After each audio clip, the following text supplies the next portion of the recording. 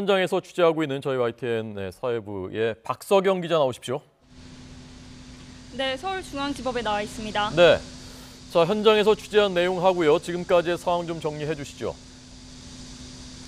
네, 일단 삼성전자 이재용 부회장은 낮 1시 10분쯤 서울구치소에서 출발했습니다. 지난번 박근혜 전 대통령이 법원으로 왔던 그 경로, 그러니까 우면산 터널을 통과해서 서초동 서울중앙지방법원에 도착했습니다. 이곳 법원에는 1시 40분쯤 도착했는데요. 법원에 도착한 이 부회장은 평소처럼 정장 차림이었고 또 선고 공판이어서인지 다소 긴장한 모습이었습니다. 선고 공판이 1시간도 채 남지 않았습니다. 그러다 보니 이곳은 점점 긴장감이 감돌고 있습니다. 이곳 법원에는 점점 더 많은 취재진도 모이고 있는데요. 국내 언론사뿐 아니라 외신 기자들도 나와 보도 준비에 힘쓰고 있습니다. 청사 밖에서는 시민들이 모여 이 부회장의 선고에 대해 목소리를 내기도 했습니다. 먼저 박 전 대통령 지지자로 추정되는 시민들이 이재용 부회장을 석방하라며 시위를 벌이고 있고 또 100m 떨어진 곳에서는 삼성 노동인권 지킴이 등의 시민단체가 이 부회장을 엄중 처벌하라는 집회를 열기도 했습니다. 이런 상황이다 보니 법원 건물로 들어가는 문마다 보안관리대 직원이 배치돼 있고 또 신분증 등을 철저히 확인하고 있습니다. 경력 10개 중대 800명도 투입된 상태입니다. 특검 측에서는 오늘 박영수 특검은 출석하지 않고 양재식, 장성욱 특검보 등 6명이 출석할 예정입니다. 법정에서는 방청석에서 봤을 때 중앙재판부를 기준으로 오른편에 피고인 측이, 중앙에는 김진동 부장판사 등 재판부가, 왼편에는 특검 측이 자리합니다. 재판이 시작되면 재판부는 먼저 혐의에 대한 유무죄 판단을 설명하고 형량을 정한 이유를 설명한 뒤 최종 판결을 내리게 됩니다. 네, 자, 박서경 기자가 전해드리고 있습니다. 오늘 이재용 부회장의 혐의, 유무죄가 오늘 결정될 텐데 어떤 혐의들인지를 좀 정리를 해주시죠. 네, 먼저 이 부회장에게 적용되는 혐의는 모두 5가지입니다. 가장 핵심이 되는 게 뇌물공여인데요. 박근혜 전 대통령과 최순실 씨에게 433억 원대 뇌물을 주거나 약속했다는 겁니다. 이 가운데 실제로 준 298억 원에 대해서는 계열사 자금을 빼돌렸다는 이유로 횡령 혐의가 적용됐습니다.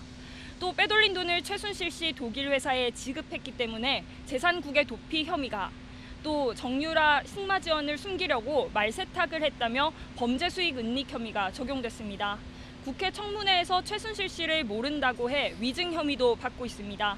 이 나머지 삼성 임원들에게는 위증을 제외한 나머지 혐의가 똑같이 적용됐습니다. 네, 아까 박 기자가 박영수 특검이 오늘은 안 나온다고 하던데 지난 결심 공판 때는 나왔었고요. 오늘은 왜 안 나오는 겁니까?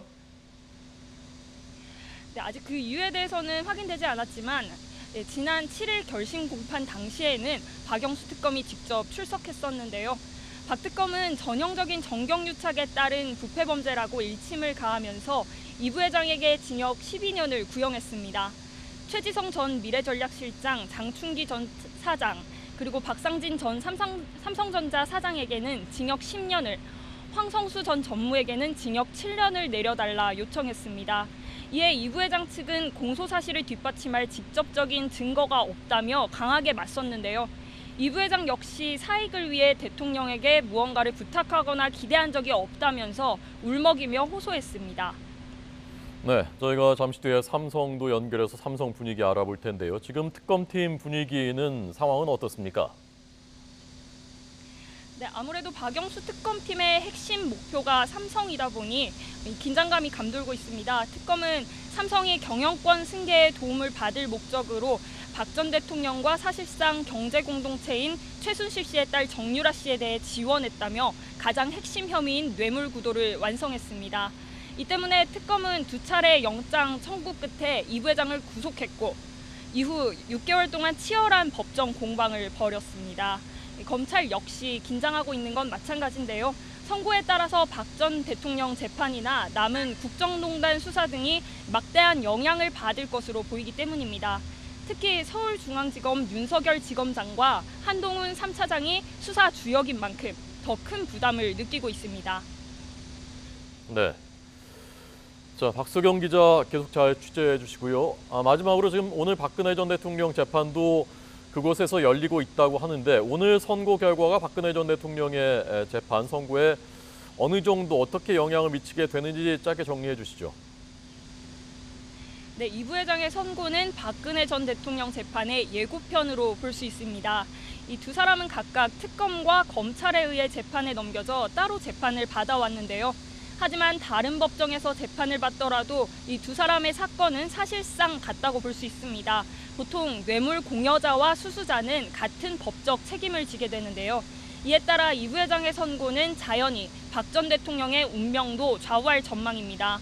다만 이 부회장의 무죄 판명이 반드시 박 전 대통령의 무죄로 이어지는 것은 아닙니다. 박 전 대통령에게는 롯데로부터 뇌물을 받거나 SK로부터 뇌물을 받으려 한 혐의가 여전히 남아있고 재판부가 삼성의 지원을 뇌물이 아닌 강요로 판단할 수도 있기 때문입니다. 또 뇌물 혐의를 모두 씻더라도 전체 혐의가 18개에 이르는 만큼 박 전 대통령의 재판 결과를 쉽게 예단하기는 어려워 보입니다. 지금까지 서울중앙지법에서 YTN 박서경입니다.